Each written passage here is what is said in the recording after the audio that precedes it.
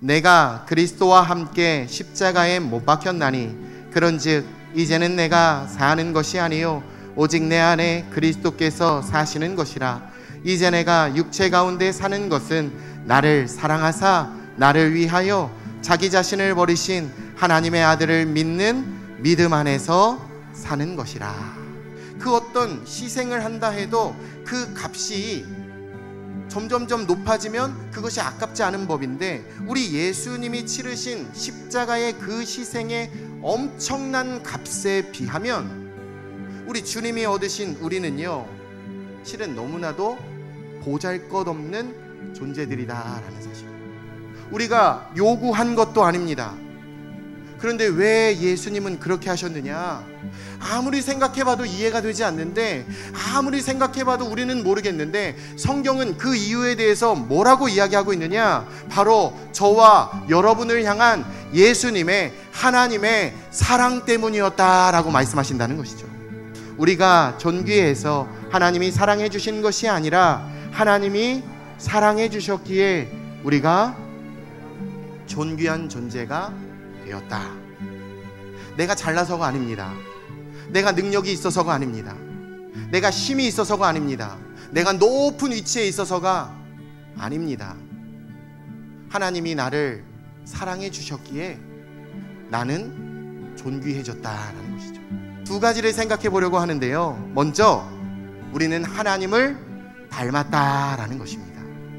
즉 하나님의 형상으로 지으사 우리는 하나님 한 분을 닮았기 때문에 하나님은 우리를 향한 그 사랑이 누구보다 무엇보다 귀중히 여기시고 있다라는 사실이에요.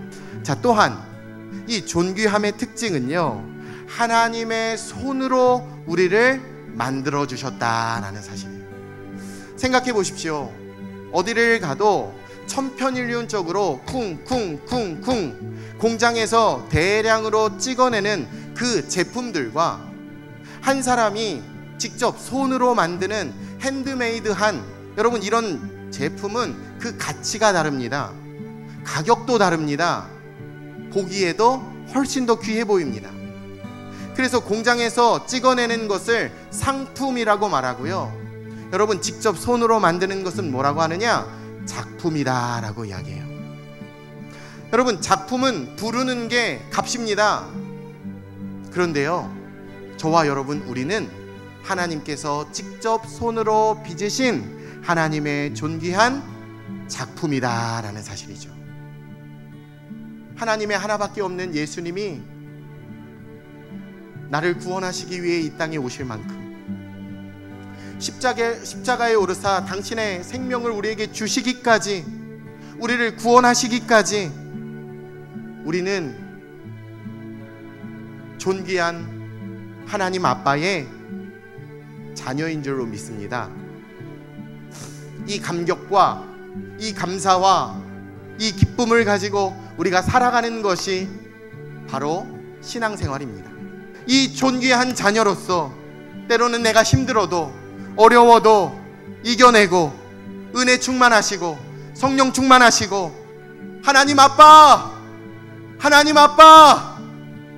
하며 하나님을 향해 달려가시기를 예수님의 존귀하신 이름으로 축복해 드립니다.